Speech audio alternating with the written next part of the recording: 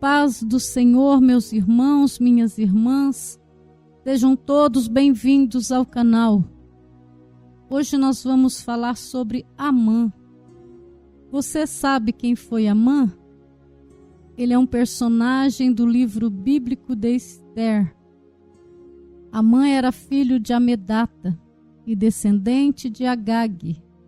Amã era oficial e conselheiro do rei Assuero, também conhecido como Xerxes I, rei da Pérsia. Amã tinha 10 filhos com sua esposa Zeres. Era conhecido por seu orgulho, arrogância e ódio contra o povo judeu. O rei havia ordenado aos seus súditos que se curvassem diante de Amã como sinal de respeito por ele ser um dos ministros do rei.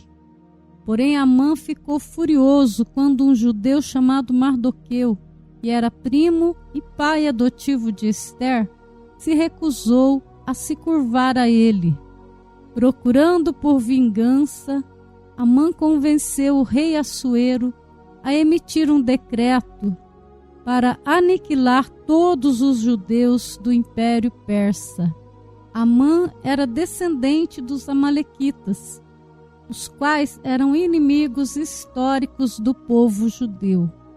De acordo com a Bíblia, os amalequitas eram uma tribo nômade que atacou os israelitas durante a sua jornada do Egito para a Terra Prometida.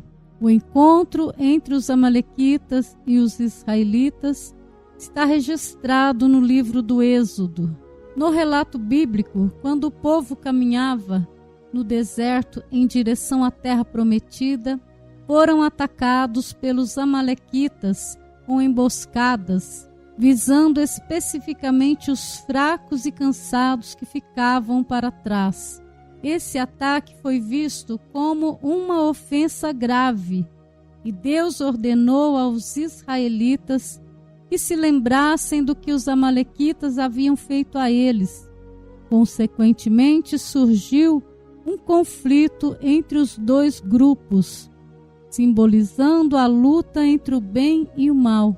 Com o tempo, a inimizade entre os amalequitas e os israelitas continuou, e os amalequitas eram considerados inimigos permanentes do povo judeu. Eles eram vistos como um símbolo da maldade, crueldade e oposição à nação escolhida por Deus. Os amalequitas acabaram sendo derrotados pelos israelitas, principalmente sob a liderança do rei Saul e depois do rei Davi. Amã foi consultar o Deus Pur, jogando dados para escolher a melhor data para exterminar o povo judeu. Em seguida, Amã vai conversar com o rei dizendo que existia um povo que seguia diferentes leis, e esse povo não obedeciam às ordens do rei, e que ele não tolerasse mais isso, e esse povo não deveria viver. Amã, com grande astúcia e investindo uma grande soma de dinheiro em talentos de prata, convenceu o rei e tirou seu anel sinete, que servia para carimbar o edito real, e não podia, conforme as leis dos persas, ser revogado de jeito nenhum, e deu a Amã, o inimigo dos judeus.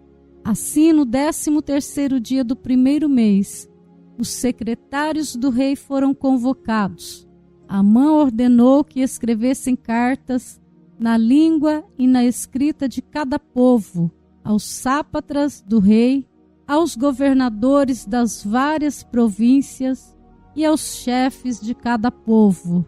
Tudo foi escrito em nome do rei Xerxes e selado com o seu anel.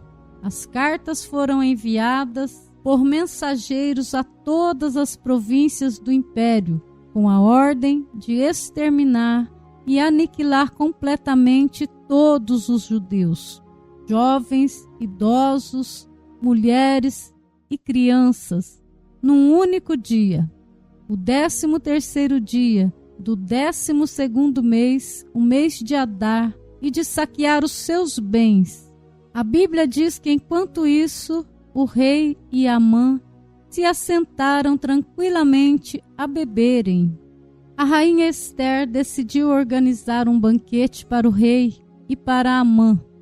Durante o banquete, o rei perguntou a Ester se ela tinha algum pedido, prometendo atender e dar a ela até a metade do seu reino.